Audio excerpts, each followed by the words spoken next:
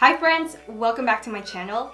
In today's video, I'm going to be testing out the Huda Beauty #FAUX High Coverage Foundation along with the Overachiever Concealer, and I'm going to be trying them out together on my dry skin to see if they're dry skin approved. But before we get started in the video, don't forget to subscribe down below for new videos every single week. Also, I'm doing a huge Anastasia giveaway, and I will be linking the video to that down below in the description box so you can click on that and see how you can win some Anastasia. Before going in with my full filter foundation, I'm going to make sure I thoroughly prime my skin with a hydrating primer along with the hydrating setting mist to make sure that my skin is absolutely hydrated and that it's not going to cause any problems, because I've heard many mixed reviews about this foundation. It is for sure a matte foundation, so I want to take steps to make sure my skin is prepped and ready to go. And my go-tos are my Marc Jacobs Coconut Face Primer along with my Marc Jacobs Coconut Setting Mist, and these two together are my go-to whenever I'm going to try out a new matte foundation. So that being said, I'm going to start with a little bit of Marc Jacobs Coconut Primer.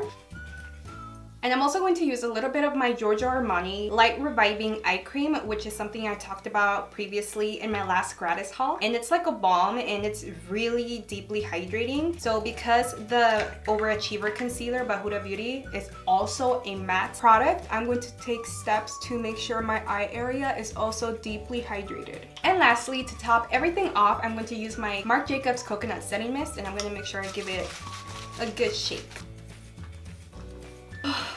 I can never get over the smell of this setting spray. It's like so pleasant. Alright, so now that that has set and my skin is looking super dewy and hydrated, I'm going to go in with the Huda Beauty foundation, and I'm going to be using a Sigma F80 Kabuki brush on my right side, and then I'm going to be using a beauty blender on my left side to kind of compare the application of this foundation on both sides. And I did get the Huda Beauty Full Filter High Coverage Foundation in the shade Chai. So I'm going to pump out maybe 2 pumps would be good. That was like 2.5. I don't think I'm gonna need to use that much foundation, but I'm going to pick some up with my brush here. Okay, so immediately I can tell that this foundation, because it is a matte foundation, it starts off fairly light, but then it very quickly oxidizes. So if you do you see that? It starts off light, but then it kind of oxidizes into the color. Actually, I think I got a color that is a little bit too dark for me, but I think it was the lighting in Sephora. I mean, I'm not trying to blame the lighting at Sephora, but what I'm trying to say is that it was actually kind of hard to color match to this foundation, just because it does have a little bit of an oxidizing problem to it. But immediately I do feel like it delivers the full coverage that it's known for. I feel like it's doing a really good job at covering up all of my blemishes here while still looking kind of skin-like. So it's not like completely matte, but I do see some luminosity. You can see how it bounces light back. I don't know if that had to do with the fact that I made sure to like hydrate and that I used a dewy setting mist. It's not bad. Alright, so this is what it looks like. It is on my right side of my face, and I like 100% believe that it's a full coverage foundation. I mean, the shade is okay.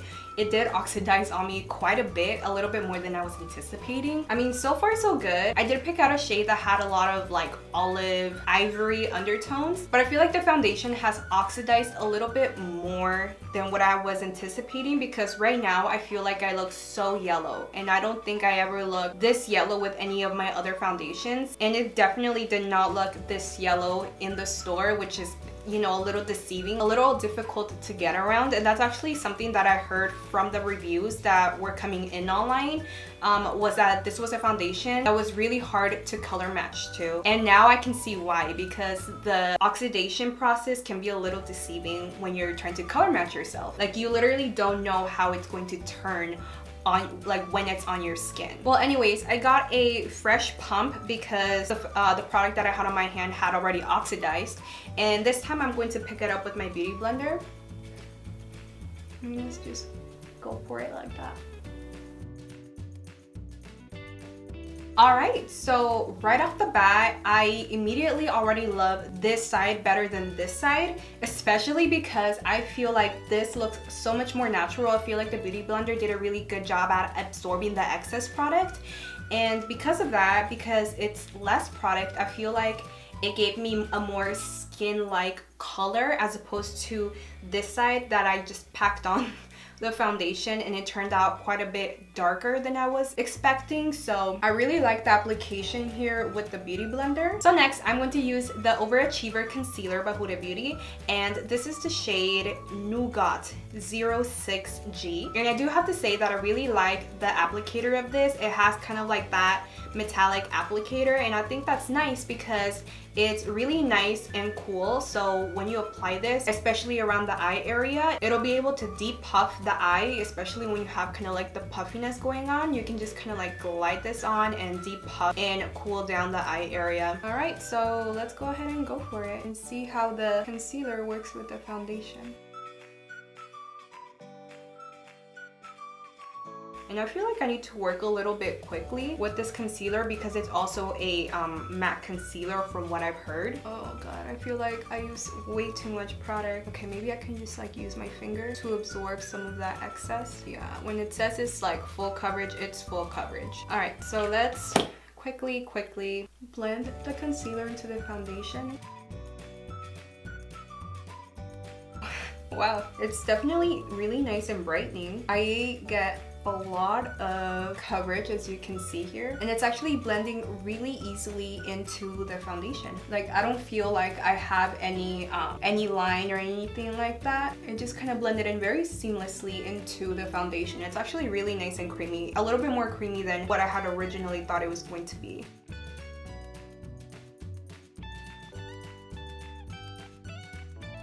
On the good side, this side looks a lot less yellow, a lot less Oompa Loompa now that it's mixed in with the concealers. And now we're going to quickly set the under eye area, and I'm going to be using the Hourglass Veil setting powder, and I'm going to pick it up using my beauty blender. Alright, so even after setting it with powder, I feel like the concealer is still giving me the luminosity, especially around the eye area, which is really nice. The powder didn't oxidize the concealer or turn it into a different color. The concealer stayed the same color, the same brightening color, which I really like. So now I'm just going to finish my bottom lash line, and I'm going to be using my Urban Decay, what is this? The Ultimate Basics palette, and I'm going to pick up I'm going to pick up some of Commando right here. And I do want to say that I did use the same Huda Beauty Overachiever concealer to prime my eyelid for the eyeshadow that I'm wearing right now.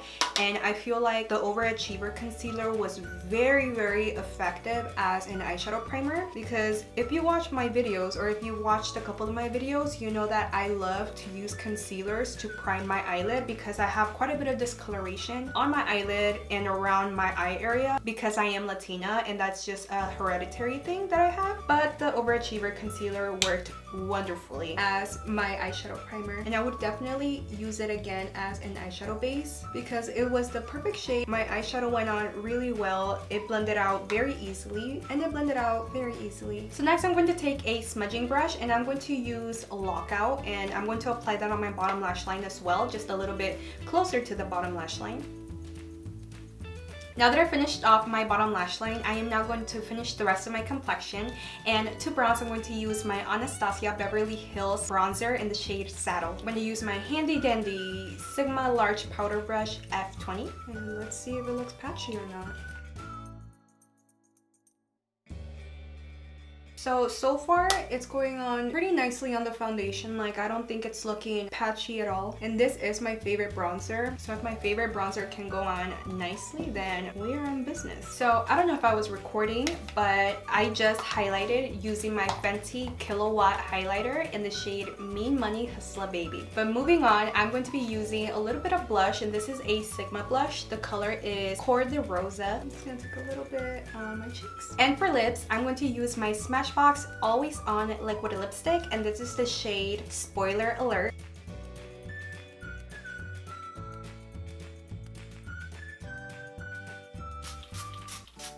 Alright, so I have completely finished all of my makeup, and I feel like I have just caked on my face. This is so much makeup. So that being said, I feel like it's a lot of makeup. I feel like you can see that I have makeup on, especially kind of like in the under eye area right here. I feel like it's kind of a lot. I feel like my other foundations, like where is it? Like my Becca Skin Look foundation doesn't look like I have makeup on, but it still does an amazing job at covering up all of my blemishes and darkness and stuff without looking like so much makeup is on my face. But I feel like all of my face powders went on really seamlessly on top of the Huda Full Filter Foundation. I do feel like I preferred using my beauty blender to apply it on rather than a synthetic brush, which kind of looked like that. I was very easily able to apply too much product with the brush, while the beauty blender gave me a little bit of a thinner layer. Therefore, it looked a lot more natural. And regarding the fact that a lot of people were saying that this was such a matte foundation, I feel like if you take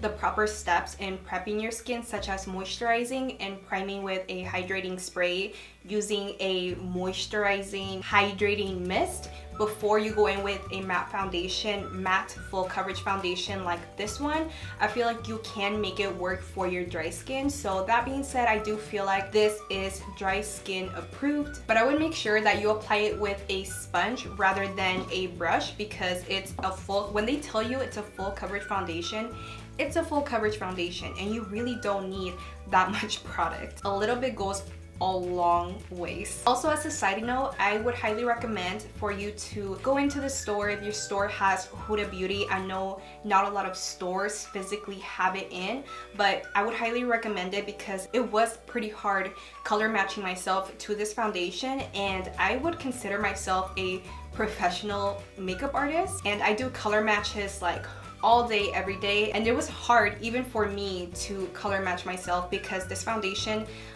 does oxidize quite a bit, and because of that it's a little difficult to find the right shade. But moving on to the Overachiever concealer, I absolutely loved the Overachiever concealer. I say that I totally liked it a lot more than the foundation. The foundation was okay, but I feel like the concealer was amazing. I especially liked that it kept its shade. Even after setting it with the setting powder, it stayed the same shade. It also did a phenomenal job at priming my eyelids because I feel like my eyeshadow went on so seamlessly. It was very easy to work with. It melted right into the foundation. So I feel like the concealer is totally worth it, especially if you don't have a full coverage concealer in your collection yet. And that does it for this Huda Beauty foundation and concealer review.